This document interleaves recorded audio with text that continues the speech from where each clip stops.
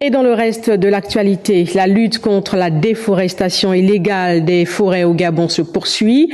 Pour appuyer la stratégie de détection de cette pratique illégale, le ministère des Eaux et Forêts et ses partenaires travaillent sur un nouvel outil que je vous invite à découvrir avec Linda Nyumba Mungengi et Cédric Zengdou.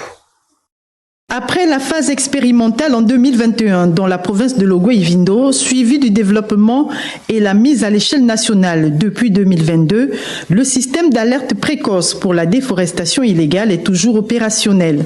Ici, l'heure était à la validation et la consignation des rôles et missions des uns et des autres dans un protocole de collaboration. Les principaux aspects à retenir, la gestion des concessions forestières pour que la Direction générale des forêts, qui a ce rôle, puisse détecter les vols de bois, les exploitations illégales de forêt. L'autre axe qui est le plus évident, c'est celui des sites Ramsar et des écosystèmes aquatiques qui trouvent ici l'outil idéal pour la surveillance de ces milieux qui ont un intérêt majeur au plan international.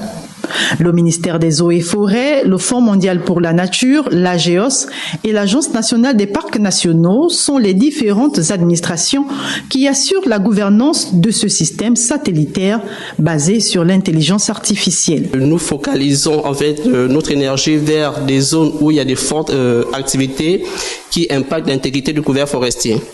Donc voilà pourquoi nous avons retenu la province de Logoué-Vindo, la province de Wellington. Nous avons également la partie du sud, Nyanga et Langounié en majorité. Optimiser les efforts de surveillance des forêts au Gabon, c'est l'objectif affiché par les différents gestionnaires de l'outil.